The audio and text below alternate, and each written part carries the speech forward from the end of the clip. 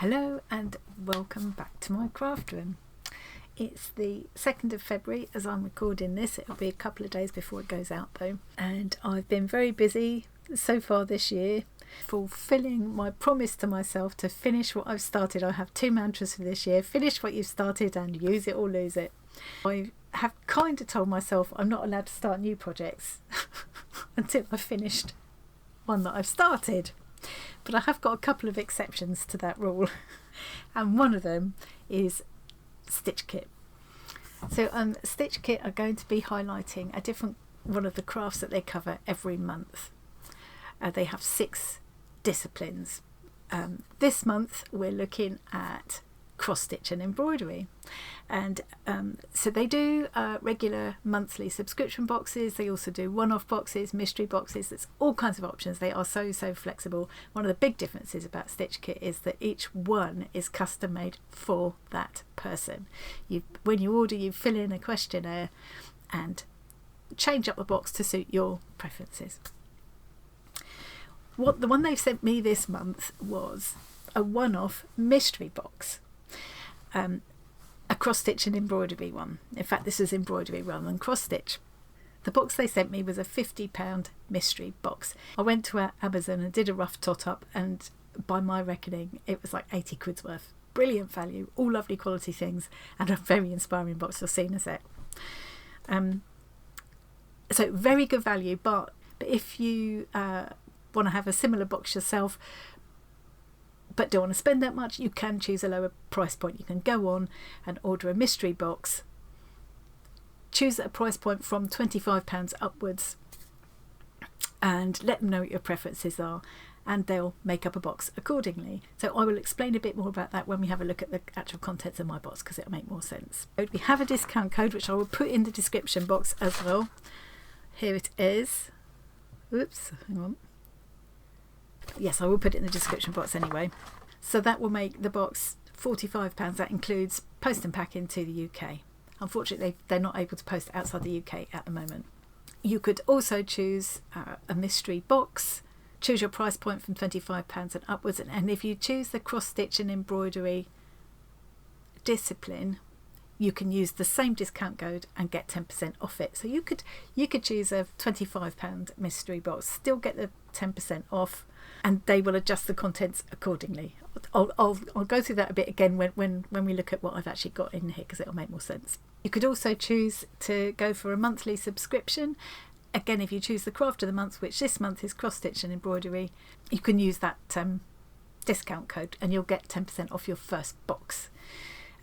If you like embroidery but not cross stitch, or vice versa, that's one of the things you could specify when you fill in your survey with your preferences, and they will custom make it for you so you get what you love. It's just, I don't know any other company that does this. They give you such good value, such well thought out boxes, and custom made for you. I just think it's brilliant. I don't know how they do it for the price, honestly I don't. Right, let's go to the desk and it will make a bit more sense what I'm saying about customizing it. So if you have a look here, this is everything I got in my box. The box is lovely, it's all wrapped in tissue and things. It would make the most amazing gift for someone. So this is the £50 worth box, and as I say, I added this up to be about 80 quid's worth, from what I could tell by comparing prices on Amazon, which is kind of my first port of call for getting something at a reasonable price delivered pretty quickly. So we've got 20 skeins of DMC embroidery thread here. Beautiful range of colours. I think 6 or 7 of them were variegated, which is lovely. I love using variegated threads. Really lovely, really nice quality DMC thread. We've got one of the stars of the show, I think, is this beautiful book with designs by Anila Hoey. So these are all embroidery transfers, and these are iron-on transfers. You can use them several times. They will gradually wear out, but you can use them several times. I've had some handy tips from people in the comments. Thank you very much about using these, because I've not done it before. There are 250 designs in here, and I am just buzzing with ideas. And a couple of other people have mentioned ideas, like someone was saying about adding beads, there's a seahorse design, a beaded seahorse. Wow, I hadn't thought of that. I did think I might try adding ink tents to some of the designs and then stitching in. That would be fun to try. we've got a millwall embroidery hoop. We've got a little set of needles with a magnetic holder, and this little clever little needle minder with it's magnetic with the metal piece that goes on the back. So when you've got your fabric in your hoop, you put this on the front and this on the back, and that holds your needle in your hoop for you, which is brilliant. So I'm always using my needle. Fun little extra goodie. They always put a couple extra goodies in there. Oh, there were sweeties, but I've eaten them now. There's this bag. So this is a calico bag to embroider on, and I have got big plans. I'm so excited to get started on this project. Now, you might think that a canvas bag, a calico bag like this, that they're all the same. They're not. This is such lovely quality. The fabric feels really nice. It's beautifully finished. I mean, look at this seam, the way this seam is finished inside. You've got no rough edges. It's not just zigzagged over or anything. It's proper French seamed, or fell seamed, flat fell seamed. I don't know what that is, but you can see that it's been made so that there are no raw edges. That is not going to fray away and come apart. It's really nicely finished. So yeah, everything it's all lovely quality stuff, which makes a difference. We've got 30 plastic bobbins, so they'll last forever. Well, they'll outlast me, that's for sure. We've got this lovely little storage container for threads, which I'm going to christen in a minute. We've got this gadget, millwall again. It's for winding skeins of thread onto your bobbins. And each of these bobbins should hold a skein of thread. So I'm going to try that out in a minute. And apparently you slot it over the side of the box that I've just shown. There's a chalk marker. It should be handy, and a little pair of snips. Very useful, especially because all my little scissors seem to be going blunt at the same time at the moment. I think I've covered everything except what I've eaten. There's another look at the discount code, but I will put it in the description box, so you can use that against the Craft of the Month box, or a mystery box if you choose the cross stitch and embroidery discipline, or same goes for a monthly subscription. With a monthly subscription you get the 10% off your first box. That won't work if you choose one of the subscriptions that's like buying 3, 6, 9 or 12 months ahead, because they've already got discount applied. Yeah, with the monthly ones, I mean, you can cancel any time with them as well. You're not locked in, so you could try it for a couple of months and see what you think, couldn't you? Get your 10% discount. Marvellous. I have got, as I say, big plans for this bag. What I'm thinking is there are a lot of, let's put some of this out of the way a minute. There are a lot of sewing related, oh, there's so many. I love those scissors in that one. Look at that. But yeah, lots of sewing related designs here. And because I can repeat them as well. And I think I would really enjoy embroidering these. There's more back along here somewhere. I love these designs, these ones she does with these sort of whimsical scenes with this little girl in. Lots of sea underwater things. That's the one work with beading. Brilliant idea. Yeah. The sewing kind of ones crop up. That's another one. Crop up throughout the book. So I can easily choose enough sewing motifs to cover both sides, or to scatter around both sides of this bag. So that's what I'm planning to do. And what I'm thinking, it's a bit of a shame because this seam is so beautifully finished, but I'm thinking I might take at least one of the side seams apart to make it easier I don't have to.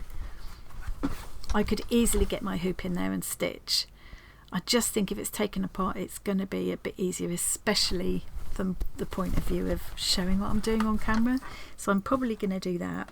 But one of the ideas I've had is you could definitely just not take it apart, do a nice embroidery design on it, call it done. But of course I can't stop there, can I? Of course not. I want to have a kind of an all over pattern, and I'm thinking I'm then going to cut I reckon about a 7 centimetre square out of the bottom 2 corners, so that I can then, can't make it, can't get hold of it, a minute. I can then pinch them together, stitch across that way, and create a little box bottom to the bag, so that it would stand up and give me a kind of roomy bottom. We like a roomy bottom as a project bag. And then I thought I'll line it with something bright and colourful. Then I haven't got to worry so much about what the back looks like. Although I'm going to try this time to make an effort to learn how to make a neater backside. I shall be watching a bit of Sarah Homfray to watch it done by experts. So this is going to be, I love my slow stitching. And to me, the difference between slow stitching and embroidery is more precise. You're being a little bit more careful. You're doing proper stitches rather than just making it up as I go along with slow stitching and not worrying at all about what it looks like on the back and things. So I'm going to make a little bit of an effort just because I will enjoy doing that. Undoubtedly it won't be perfect. So I've got various gorgeous fabrics that people have sent me that I can use. I mean, this is a nice big piece that would work to create a lining for my bag, or something like this. I think this would be lovely as well. Might not be enough of it, but I could patch together. I think just to make a nice brightly coloured lining that I can add a pocket or two, that will make it even more useful as a project bag, and I think that will look lovely and set off all the stitching. So that is my big plan.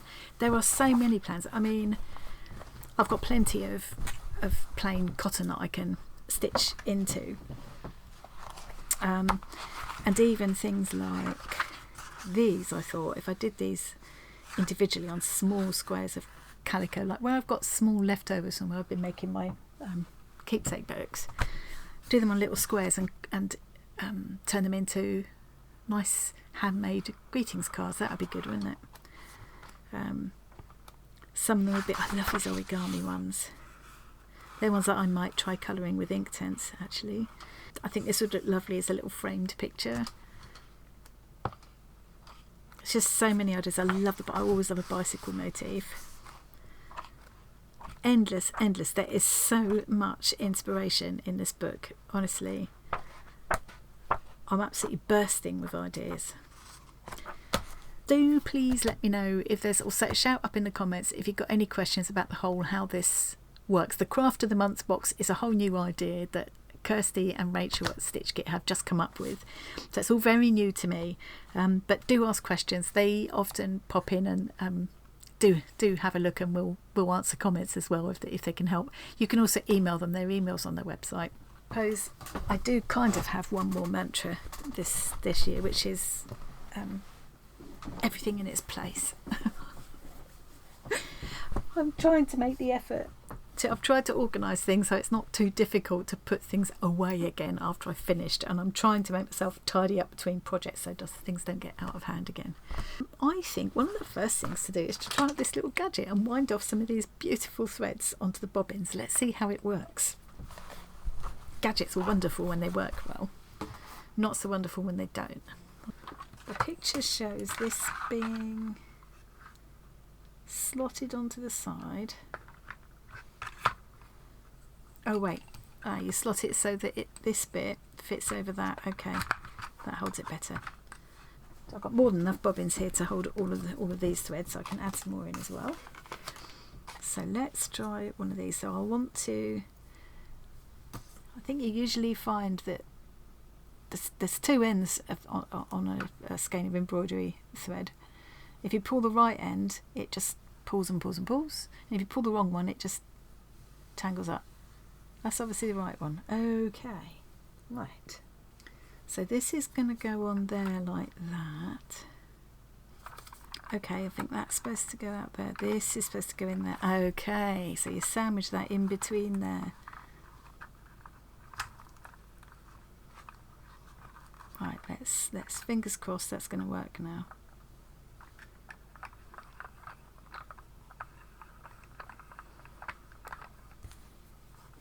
So if I just hold this sort of reasonably.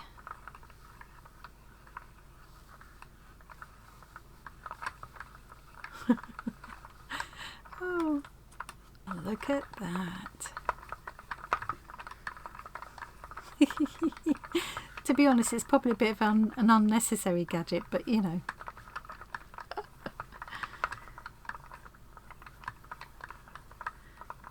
It's fun. Kind of feel like I want to be doing it right-handed, but I've maybe done it backwards. It might not be a strictly necessary gadget, but I'm enjoying it. Oh, what I haven't done is bother to write on the name of or the number of the colour. But I don't think I'm going to bother. The way I tend to stitch, it's not going. I don't need to do that. But you could use a permanent marker, use a Sharpie or something, and write the number on there if you want to remember what it is. Okay.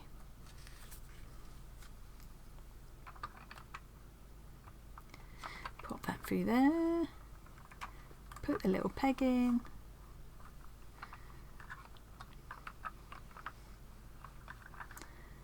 Start winding. It might help to put a little bit of weight on the box. I don't know. Probably would. Let's just put a stone there. Okay. I could get obsessed just with doing this.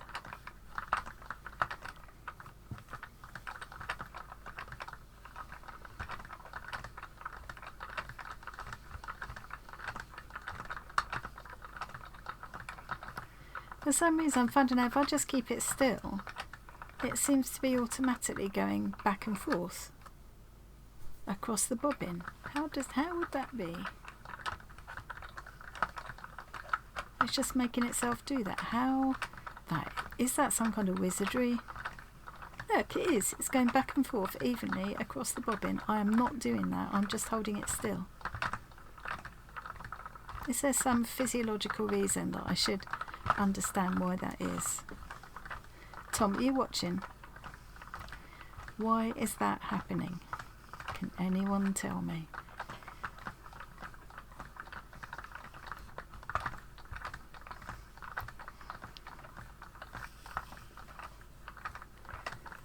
See, I've got the hang of it now. That is going to be that is so much quicker and easier than doing it by hand, for sure. Oh, don't lose the peg. I suppose I could use a bit of dowel if I lose that, but I really would rather not. Perfect. Love that. Okay, I'm just going to stack them as they come for now, but I might end up reordering the colours later. I'm going to stop filming and wind all of these on, and then I'll be back. I can't stop. I just can't stop. Well, I've had a lovely time, as you can see. Once I got the hang of using this little gadget, it's brilliant. Really brilliant. Recommend that. And it's so satisfying that it just fits nicely into that little end section, along with some spare bobbins, and the little needle minder will go in there as well. Yeah, very happy with that. That satisfies me. So I've unwrapped my needles, and they're all on a little magnetic holder now. The next thing I need to do is to go through and cut out a few of these templates that I want to use, and then I'll get my little craft iron out, and I can set it up on here. I'll unpick it. I think I will have to unpick the side seam to make it easier on myself. I don't know if I got round to saying just now, but as an example of how you could kind of customise a box, and say for example you wanted a £30 mystery box, then you choose the price point of £30. You can let them know that. You can, as long as you pick cross stitch and embroidery as the discipline, you can still use that 10% discount code, which is this, which will also be in the description box. So for example, if you aren't as taken with gadgets and things as I am, and you don't want and you've got loads of needles and you've got hoops and all of that, and you don't want all of that, you could just say to them, don't send me any needles or scissors or any kind of tools and things, I've got all of that. And you could specify that you just want to focus on the threads, the bag and transfers. And if you say you pick a 25 or 30 pound box, you're not going to be able to get a 15 pound book in there like this, because that book was over 15 pounds when I looked it up on Amazon. But apparently Rachel was telling me they've got a whole range, a huge range of embroidery transfers to choose from. They will pull out embroidery transfers to suit your preferences and whatever price point you've chosen. So you can still have a project very similar to this, but you might have less threads if that's what you choose. You might have less gadgets if that's what you choose. They might just give you a smaller selection of embroidery transfers or whatever. So you'll have the same kind of a project to work on, and you'll be still doing embroidery. It will still be the same craft of the month, if that makes sense. Hopefully that makes more sense now. So it's time for me to take a natural break, because it's time to go and cook dinner. So while dinner is cooking away, I'm going to be snipping out the transfers I want to use for this project. I'm picking at least one of these side seams. I think one might be enough, but I'll see how I feel. I might just decide to go with both side seams and be done with. I've been so itching to get on with this. Ever since I opened the box, I've been itching to get on with this project. I have cut the bag down one seam. I did it really carefully, so I will be able to go back soon and do that nice sort of flat filled seam that was there before. I think that will enable me to get the hoop in and to be able to get to everything really easily. So I think that was worth doing. And then I've cut out a few of the sewing related motifs. I'm not sure about this one yet. I think I'd rather than have one kind of focal point like this. I kind of feel like I want to keep that for another project, and what I'm aiming at is to just dot these individual motifs around. The instructions say that I should be able to use them more than once, but they'll fade with each use. Just cut some of these apart.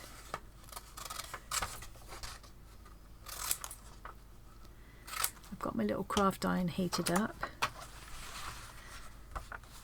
and there's instructions in the book that tell you how to do this part. So I have to heat the fabric for 4 to 5 seconds with the iron first. The iron's on as hot as the fabric will take, so I thought, well, that'll be pretty hot I put it on nearly maximum. They heat up so fast, these little irons, it's perfect. And then you press down with the transfer wrong side up, and you press for 12 to 15 seconds. Now, a couple of people have left me some tips about using these. I think it was Granny Sue told me that if you press for a bit less time, you'll get a fainter image, which is probably all you need, and then you haven't got to worry about it showing afterwards too much. And she also suggested you can use these transfers on I've forgotten what you call it, but that stuff that you stick it onto your fabric, stitch through, and then you get rid of it with water afterwards. I've forgotten what you call it, but yeah, you can use these transfers on that, and then you haven't got to worry about the ink being left behind. So I might try that as well in the next project. I'm just going to do this fairly randomly. I'm not going to worry too much. I just want little scattered images. So I've got these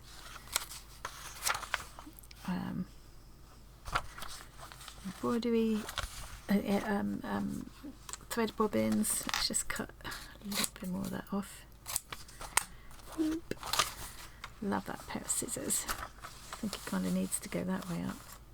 So I'm going to just wing it, make it up as I go along a bit. Now I need to put this sort of mat thing that came with the iron. I'm going to put that inside the bag. Right, let's try one of these. So I'm putting it printed side down.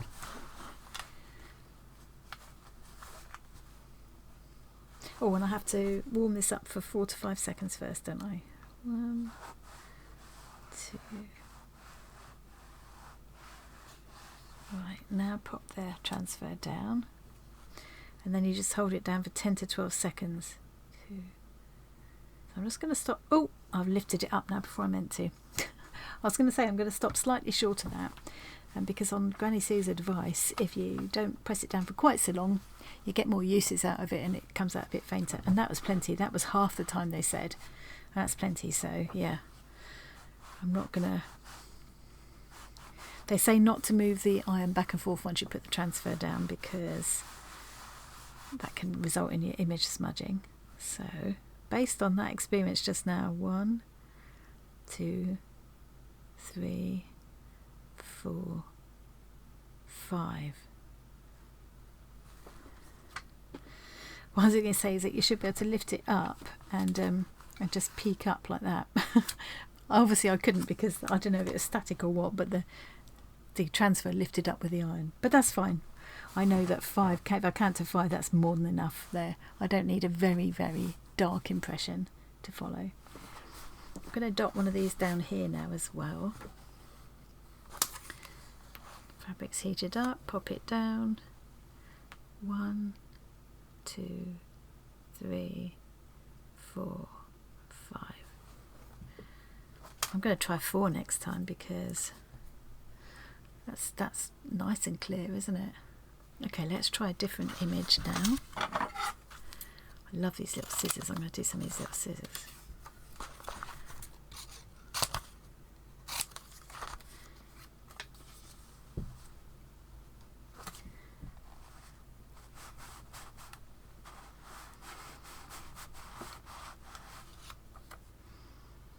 So yeah, I'm just going for a random scattering of these images. 2, 3, 4. Gonna try that this time. Plenty. That is plenty. I don't need more than that. Looks like I'm going to get loads of uses out of these. Oh, I'm going to enjoy this. So it's just I'm just really creating my own little piece of fabric, really. I love these embroidery skeins. Let's do some of those here. Heat up the fabric first. 1, 2, 3. I've missed a little bit there, look. I think that's fine. I can make that up, but I do need to maybe just do it a tad longer. I wonder if it's because I hadn't heated up the fabric all the way around. Yeah, that's actually following the line of the iron, so I think I didn't cover the whole image. That's what it was. It is a little dinky iron. So I'm going to dot a few more of these around. I'm going to do the other side as well, and then I'm ready to start stitching. So I'm going to stop filming now, and I'll come back and we'll do a bit of stitching together. I'm all done. Here we go. Hopefully you can make those out. Some of them are quite faint, which I think is probably a good thing. And that is just the kind of scattered random looking effect that I was after. So I haven't done the other side yet. What I'm going to do is take these downstairs this evening and do a bit of practice stitching, and I'll come back and do some more with you then in the morning. Hopefully I'll have got the hang of it by then. With this one, this piece in the middle, I quite like the pattern that's in there, and I might just go with that, but it also occurred to me that it might be quite fun to transfer an extra image onto this spare piece of calico and create a kind of cushioned effect, so that just this one here is kind of raised up a little bit. I thought that could be quite a fun idea to play with. I also toyed with the idea of just putting a different image inside it instead of this. And I thought, and this is another image out of the book, I quite like this cat with the glasses. And that, if I cut round it carefully, made a circle and sort of appliqued it on with a little bit of padding, I think could work really well. So I'm going to have a toy with that idea. And if it works out, I'll do it again on the other side and show you how I did it. If it doesn't work out, we'll pretend it never happened. You can see here, I learnt by my mistake here. Can you see what happened? Yes, I had the iron a bit too hot and left it sat there for a little bit too long, and it scorched the fabric. I can probably still use this bit, except I didn't transfer it. If it's for all that leaving it on there too long and having it too hot, it didn't transfer very well anyway. So Yes, I'm going to take them downstairs as well. Got my hoop, my needles, my gorgeous threads. Really looking forward to getting stuck into this. See you in the morning. It's the next morning. I did take all of this downstairs to make a start on last night, but very quickly realised that the light I have downstairs really isn't good enough, so I had to wait until today to come back. I did do some, but I wasn't very happy with it this morning, and I've actually unpicked some of it. I have made a couple of other mistakes, I think, that I will learn from moving forward. For a start, I think I just went a little bit too delicate on the transferring.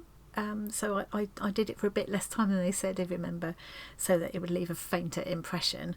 But I think maybe it was a little bit too faint to see very well, especially in that light. And also a couple of the images seem to have almost completely vanished this morning. So I think I can see them in this light, but I just think I should have done them for a little bit longer, because with I think the bits that have kind of semi-disappeared are where I was holding onto the fabric with my hand a lot last night. So yeah, I'm learning from all this as I go along. Let me show you how I've got on, and then I thought I'd do a little bit of stitching with you because it's very enjoyable. I just think I'm going to do way better with it up here where I can see properly. Being able to see really helps with embroidery, top tip. Okay, so this is where I've got to. I had done this bit, but I've unpicked it because I thought it wasn't very accurate. Another thing I've realised, one of my sort of things I need to bear in mind next time, is that I've done this all over pattern, which I really like, the idea of them just being scattered all over. But what I've realised is that once I've done this embroidery, for example, I can't then risk squashing it by putting the ring over this part. So I don't want to end up squashing my scissors. So some of these pieces I'm going to have to do out of the hoop, which is fine. I will manage that, but I'll probably save the ones that I feel more confident of doing without the hoop. So I can easily, oh, that's the wrong hoop. I had another smaller hoop thinking, I wonder if I can work around it with that. But you see, if I wanted to put these in the hoop, I can't now without squashing either this piece or that piece, and I've got this piece to do. What I've decided I'm going to do with this piece is not try padding it. I'll do that for another project, but I am going to cut the circle, the same size circle, out of this piece with the cat image, and I will kind of applique that on, and then I think I'll do a blanket stitch or something, or a chain stitch or something around the hoop, which will enclose the raw edges of this image. So that I'm going to do in a minute as well. But yeah, I did enjoy doing it. I quite like the look of this one. So it was a really simple back stitch for the outline of the spool, and then I just did like a huge satin stitch and then went back and forth a bit just to give the effect of that reel of thread. And I just added a little extra bit of, just used the back stitch which I whipped. I'll show you that in a minute. The pins I had done but took out this morning because I just hadn't done them well enough in the light. You can see I've unpicked there, and I did think it'd be quite fun. Somebody suggested adding beads, and it would be quite fun to add beads for the little pins, heads of the pins, wouldn't it? Quite like the effect of this one, but I had to unpick that because I'd gone a bit crooked. I've deliberately left these here so it just does look like like you really get on spools of thread, bobbins. Yeah, so the scissors are just a chain stitch, and then I did a kind of satin stitch down the blades. I did a French knot to kind of mimic the rivet there, but again I could use like a tiny sequin there, maybe it would be fun to look like a sort of flat rivet. A little embroidery stand here. I don't use it that often. It's quite handy when I'm trying to film, and I think I might try using it downstairs but with a better light. I do need to get myself a good light, I think. So let's see if I can manage to work out how to get this in here. So it's quite nice because you can change the angles. You can have it like that on a, so if I was on the coffee table downstairs where it's lower, I could stand it like this and have it this way up, and that would be really convenient. It's a bit high for me here, but it does work quite well for the camera. Or I can have it at that angle facing me. I've watched a video tutorial about how to press embroidered work after you've finished without ruining the texture of your stitches. So I will do that in a minute as well, or in a while. I've also brought out my heat erasable pen, because where I haven't done the transfers very well, and that's nothing wrong with the transfers, it's just me trying to go light. Look there, that end is fine. This end I've just not pressed it enough, so but I can see it. I think to help myself, I'm going to just go over those very faint parts with my heat erasable pen before I start. Little snips have been an absolute pleasure to use. Needle minder that came in the kit, let's pop that on. For the pins I used, where's it gone? I used this variegated kind of pinks, purples, blues, because I thought that would sort of give a nice effect for metallic pins. And then I thought I'd use a mixture of different colours to make the little French knots for the heads of the pins. Right, I'm going to start off with just 2 strands for this one, I think. The pins I did with 1 strand, I'll show you in a minute. I did the back stitch with 1 strand and then whipped it. I'll show you the back in a minute as well, because I said I was going to make an effort to try and keep the back tidy. I've not done bad for me, it's not perfect. I don't think Sarah Humphrey would be impressed, but I did use her method, and it's an awful lot neater than mine would usually be. So I'm just going to make my little knot first. A couple of people have asked how you make this knot. So pointed end of the needles there, end of the thread here. I've got my needle already threaded. End of the thread there. Hold them together. Oops. Wrap that round a couple of times is enough when I've got 2 strands. Hold them together in my other hand, tightly enough to keep them together, but loose enough to be able to now pull the needle through like this. And magically, it makes this little knot. Okay, now I'm having to do this by looking at the camera rather than looking at what I'm doing, because this is just a little bit high for me. To try and make the back tidier, instead of leaving the knot at the back and coming up, what I'm doing is putting the knot here away from where I'm working, coming up near to where I want to start stitching, on the line somewhere, so I know it's going to get covered by the stitching. I'm just taking 2 tiny little anchoring stitches just along that line, so I know eventually these will get covered.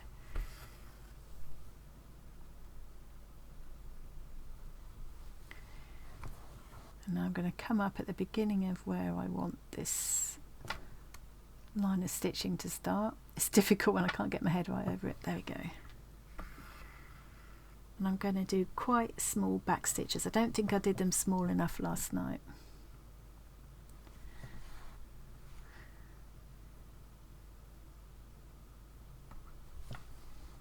Just do 1 for that bit, but the rest are going to be a little bit smaller. And I'm doing Christine style back stitch. So I've come up a little way ahead, and then I'm going back down there. Now with my style back stitch, ignore that little stitch there, ignore this one, whoops, ignore this little one here, because that's the anchoring stitch I did just now, isn't it? Pretend that's not there. Now normally with my kind of back stitch I would now come up here a little way further along, but this time what I'm going to do is come back up here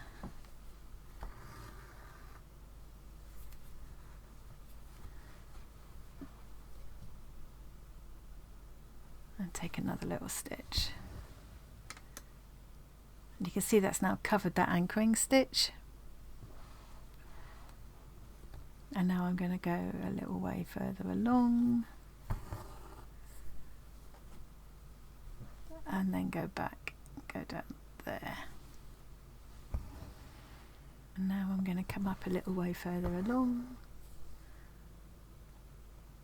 and then go back down. And this time, unlike my back stitch, I would come up now here. I'm not going to do that. I'm going to come up here.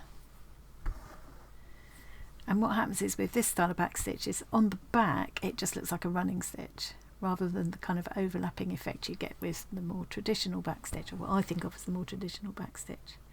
Still not very straight. I need lots of practice. In my defence, it is quite difficult doing it at this angle. I think I'm going to do that in one.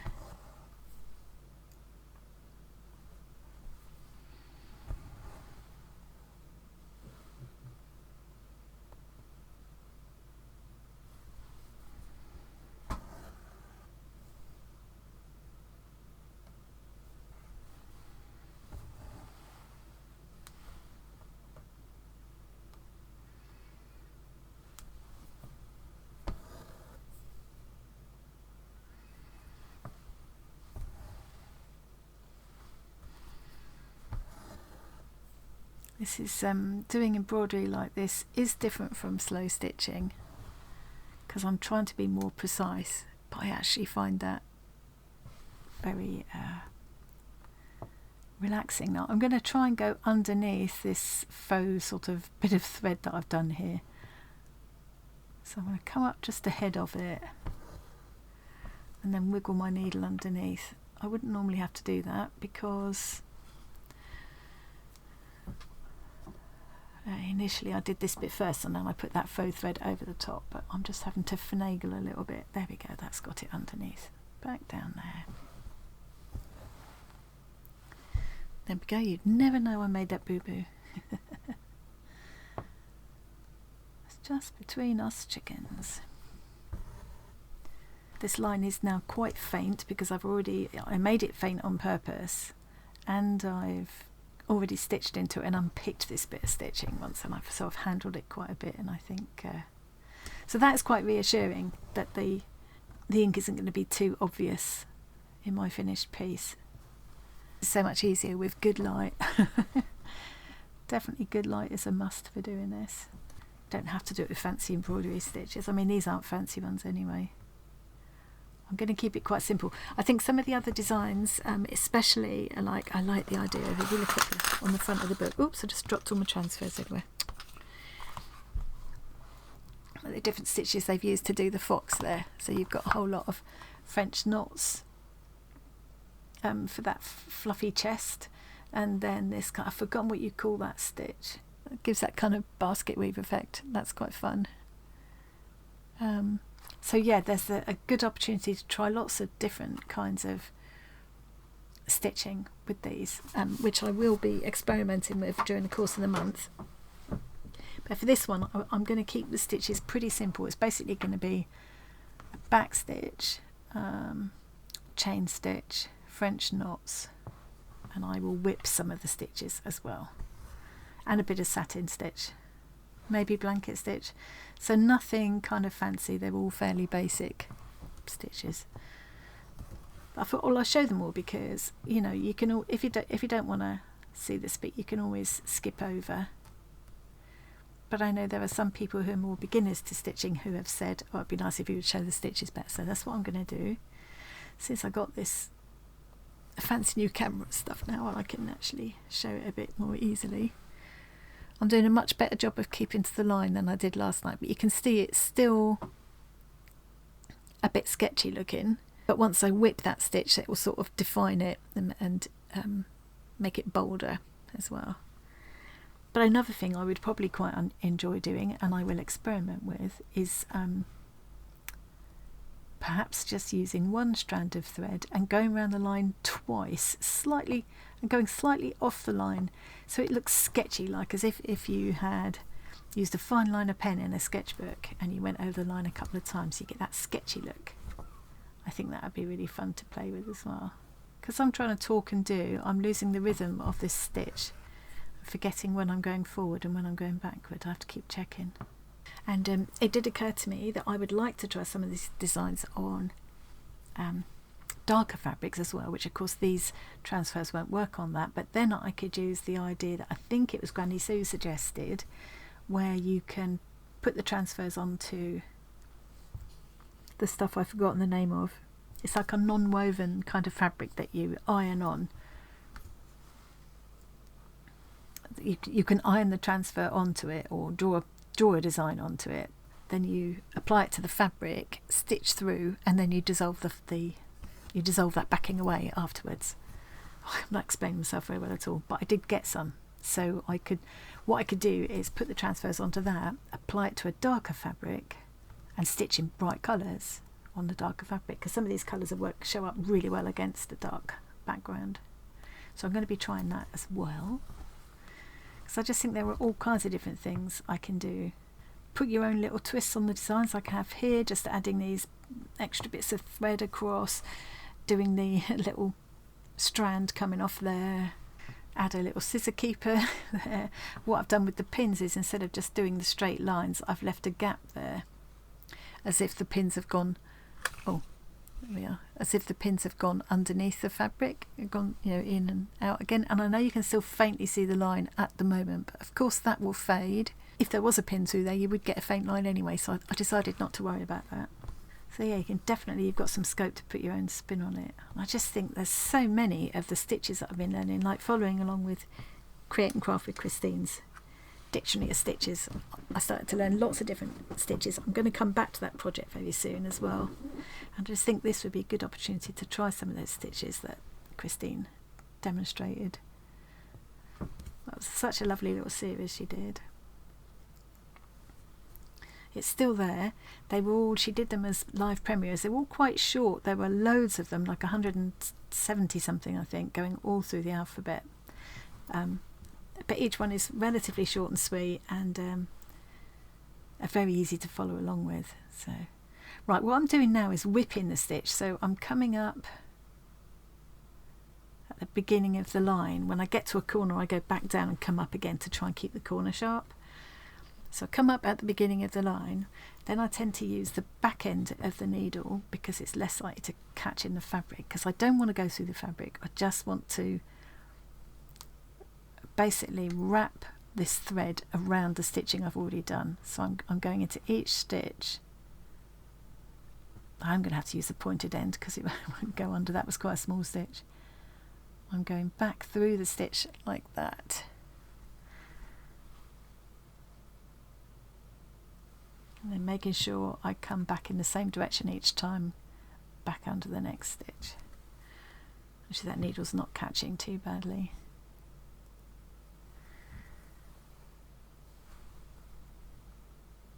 So can you see that line? So if you look at the difference between that line and this line, it just neatens it up and makes it much bolder. So rather than now just go round the corner and into this one, because that would sort of round it off a little bit. I suppose it wouldn't hurt to round it off in this case, but I'm going to try and keep it sharp. I'm going to go down through again and come up. Obviously not back through the same hole, it'll come straight out again, but just very as close to it as I can get, really.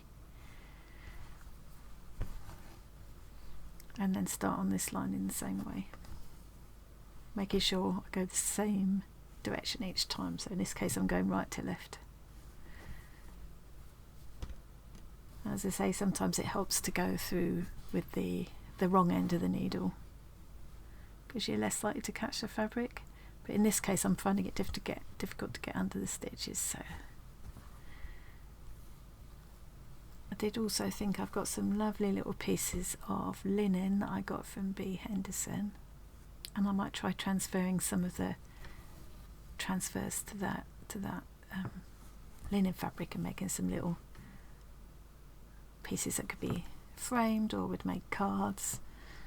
It's not the best job I've ever done with this whipped back stitch. I usually manage to get a straighter line than that, but I think I'm just going to have to keep practicing, and it will get better as I go along.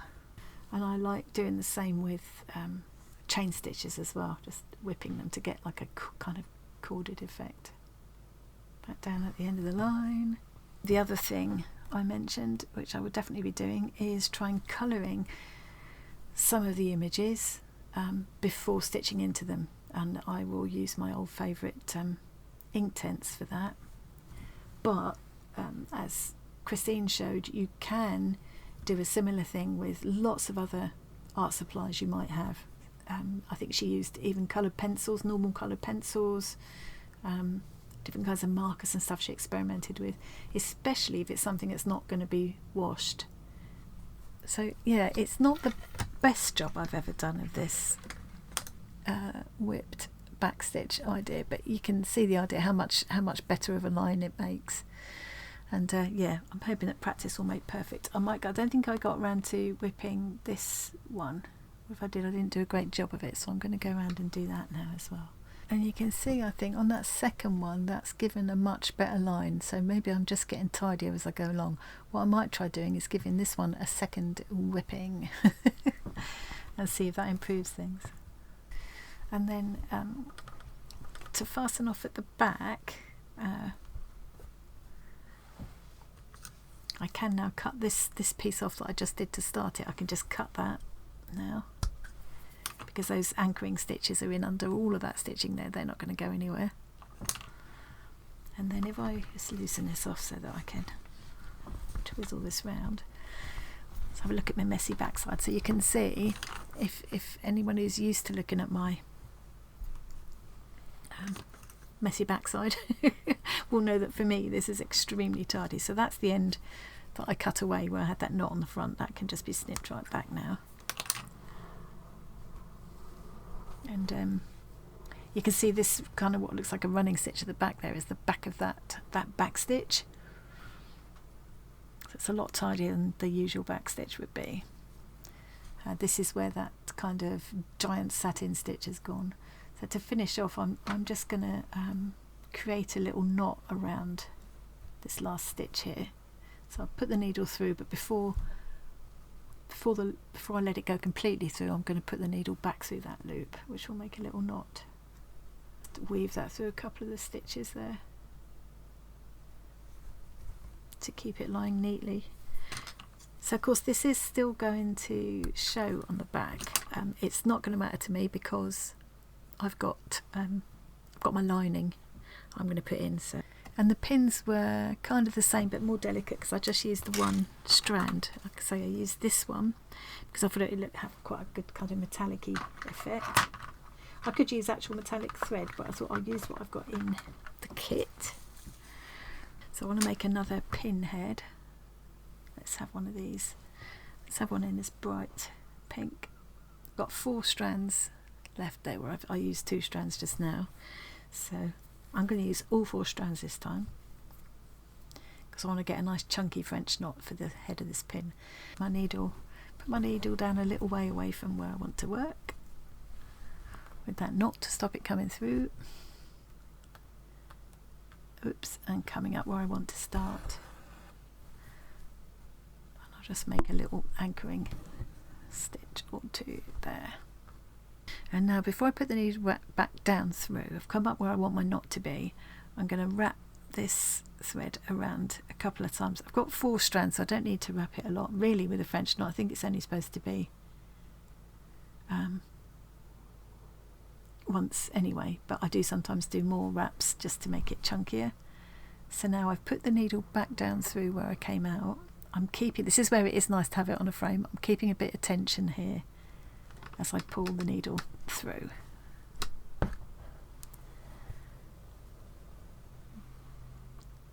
To get a nice neat little knot for my pin head. A bead would look cute there instead, or a sequin or something would be fun as well, wouldn't it? I want each of the pins to be a different colour, so it feels a bit wasteful, but I'm going to fasten that off now. I've just moved on to another area now, and I had a bit of an experiment doing this. I'm quite happy with how that's turned out. So that's using I've done the little bands in exactly the same way that I did the bobbins that I showed just now. But I've done the thread part with chain stitch and then whipped it, and I've used a variegated thread. I think it looks quite cute, so I'm going to do another one. I do think it's nice to have the variegated thread for that part. So I've also got some of the other variegated ones. I've got a green, which I really like. I think that's safe for another thing. It's going to be a bit dark for this project. So I've got all of those. I've already got a bit of yellow there, so let's go with the orange and the green, I think. And I just use 2 strands throughout. It looks like it's quite thick, but it's because it's a chain stitch and then it's been whipped, so it gives quite a bit of kind of dimension. Used my heat erasable pen to just darken up those areas where I'd done it a bit too lightly. But it's no problem to do that, and that is heat erasable, so when I press this at the end, which I will need to do, that'll disappear. Okay, I'm going to do one of the long lengths with you, and then I'll do the rest off camera, because it is definitely easier having it down in front of me on my lower table than doing it like this. But I thought I'll just show you this bit that I haven't done. So again, I'm going in a little way away from where I want to start. Doing my couple of tiny stitches along the stitch line to secure the thread. As I say, you could definitely do this without the hoop. You could just, chain stitch and things. Very, very easy to do. You don't really need to have it in a hoop, but it is making it easier. Certainly for purposes of filming, it's certainly easier to have this on this frame as well, actually. But having the hoop, just keep it all nice and straight and stop it puckering and kind of skewing. It just makes it a little bit easier to put a little bit of tension on the thread when you want to. So I ought to explain what I'm doing here. So with a chain stitch, again, I'm going to slightly give a brief demo of these stitches because people have asked, but I know lots of people will probably just want to skip through this bit. The idea with the chain stitch is you make these little kind of links. It's like a series of little links. Taking my thread off in the direction I'm working in, I've come up there. I'm just going to go back in very, very, very slightly, just a minuscule amount away from where I just came up. And then I'm putting the needle through, but I'm not pulling it all the way through. So I'm leaving that loop there, heading off in the direction I'm working. And then I'm bringing the needle up again along that stitch line. You could do small ones, longer ones. You can do individual detached ones. They can be really useful for all sorts of things, and if you do them round in a ring, you get a lazy daisy. So in this case, I'm going to make a sort of middle-sized stitch, I guess. I'm going to try and make them reasonably regular, but it's not going to matter too much for this. So I'm going to make sure now my needle comes up through that loop and comes up, and the thread comes up over the top of that loop.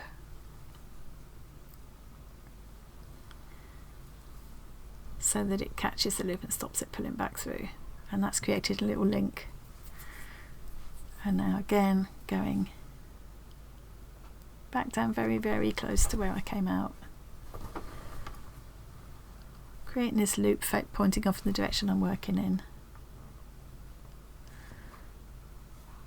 That's a little bit too big, isn't it?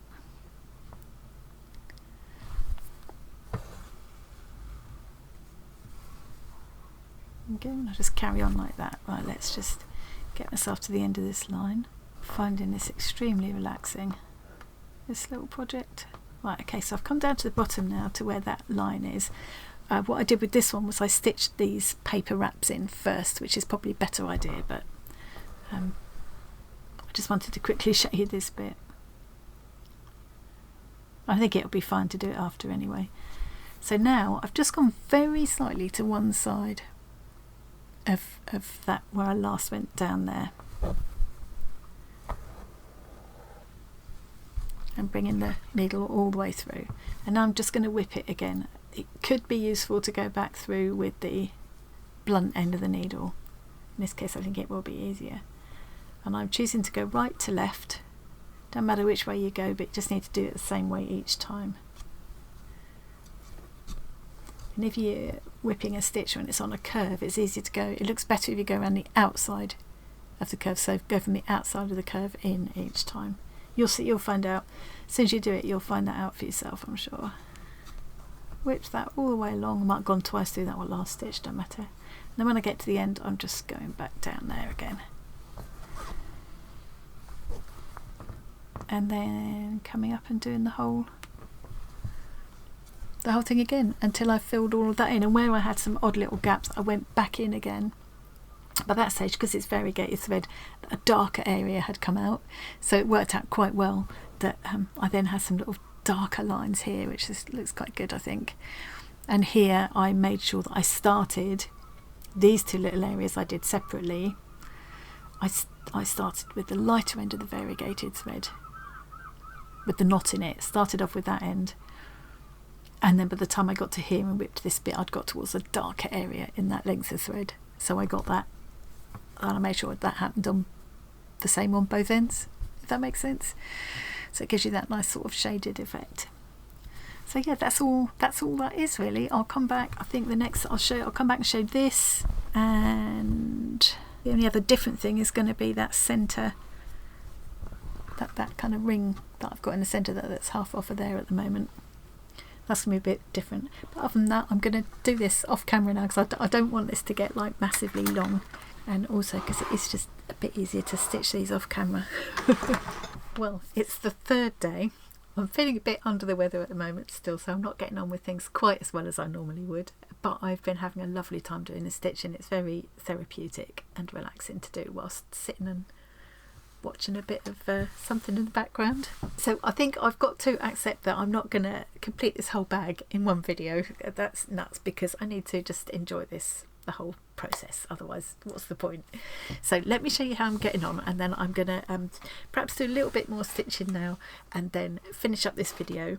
Tomorrow will be Whip and Waffle Wednesday. I shall carry on with a bit more stitching then, and then in the next video I can come back and line the bag and everything, shape it as I explained earlier on. You can see I've had a lovely time. Now it's looking little bit crumpled up here, but I have watched a video about how to press it so that I will get rid of all those wrinkles. These last bits up here I ended up doing out of the hoop, and I think you can see a difference. I think these are lying, all of these ones I did in a hoop, and I think they lie a little flatter maybe, but these are okay. And you know, I quite like just holding it in my hand, and you know, not always wanting to use a hoop. So yeah, these last ones here I've done. Let me zoom in a little bit. Hang on. Yeah. So those are the first ones I did along here.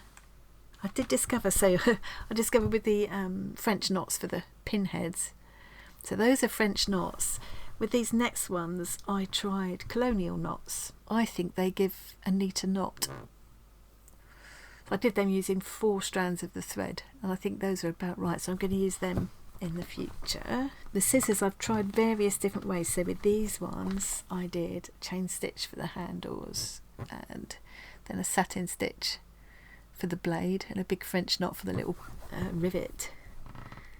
These ones I think I did a chain stitch and then kind of did a satin stitch over the top of it. It's not the best stitching by a long way, but this is what I was doing last night in the not such good light. And so with this one I did a chain stitch, and then I chain stitched over and over again to get some more kind of dimension to it. I quite enjoy how that looks, and I used that variegated thread again, and it's come out in stripes this time, which I quite like. Decided that maybe this was a little bit messy, I don't know, so I thought I'd try using that chain stitch, whip chain stitch method like I did for these, and it probably does lie a bit neater. I don't know, can't decide. So I still got these to do, and this centre one. So I thought I could just do one of these reels of thread with you now, because that was a little bit different from anything else that I've shown. That was to get this sort of effect. So I'm going to do it this time without a hoop. Want to do something like this and you haven't got a hoop, it will still work. Now let's look at this tangle. I always end up with a tangle of threads. Using the darker blue to do the outline bits, like on the wrappers, on the spools. So I'm going to keep going with that. It's nice while you're doing something like this, you do have your mind has room to think, doesn't it? What I'm thinking I might do on the reverse of the bag, I don't want it just to be blank, but I don't think I want to do all this again. And what I think I might do is take my heat erasable pen and just write some words down it. And I thought maybe itching to get stitching. Trying to get myself into the habit of doing the knot on the outside and trying to make it a bit tidier on the back. Let me show you how that back is looking. Now this is still a bit messy, And proper embroiderers would probably not be impressed, but for me that is a very tidy backside. Because I'd normally be carrying threads across the back and I'd be all higgledy-piggledy and the knots would all be on the back. Yeah, so this has been really interesting to try and practice those kind of techniques. Just having to sort of focus on this a little bit, I just find it very relaxing. Okay, that's my little line, so I'm going to do that the other end as well, and then I'm going to do the thread bit. What colour thread shall I have? I quite like how that variegated yellow looked. I've just got to do the thread on the middle. So we'll take 4 strands of this. Just going to put the knot inside here where it'll get hidden.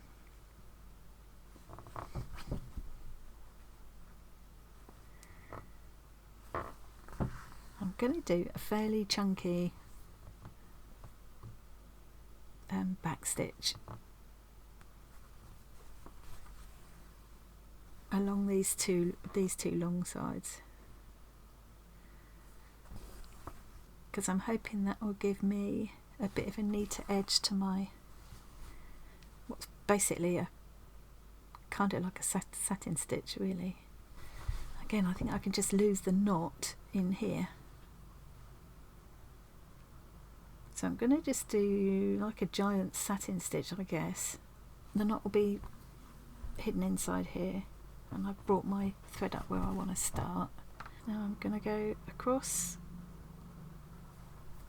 I think I would have found this quite awkward to do without taking that side seam off. I would have found that a bit fiddly, but you definitely could do it.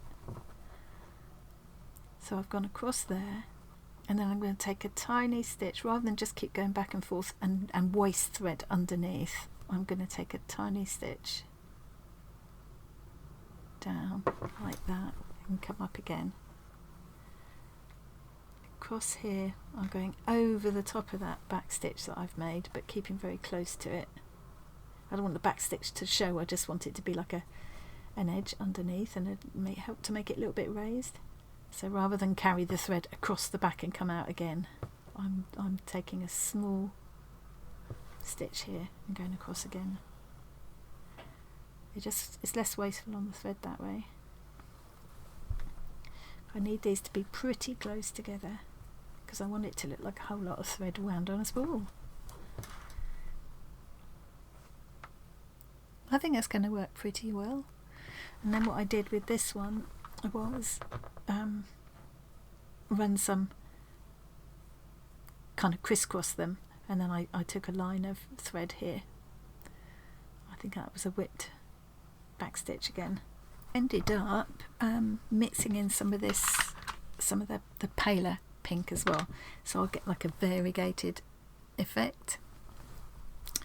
You can see that there's gaps still visible there. I think I might just leave that thread there because it kind of looks like the thread you get off the off the spools sometimes, doesn't it? But by the time I go back and forth now with my zigzaggy bits, I think that will stop. That will hold all this down and it won't look so gappy. And if it does, I can still add another layer if I want to. So I'm just going to take these now over the top.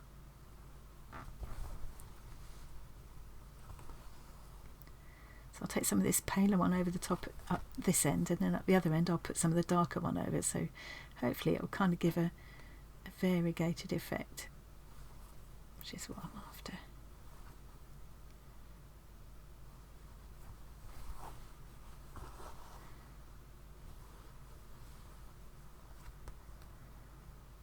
Go along a little way, do another line.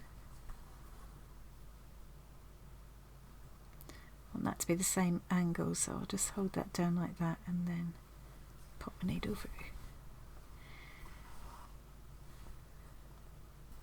So I think once I've done this, the only one I haven't really shown is the scissors, and that was just a chain stitch following around here. I did 2 lines of chain stitch, and then with some of them I kind of did a satin stitch over the top.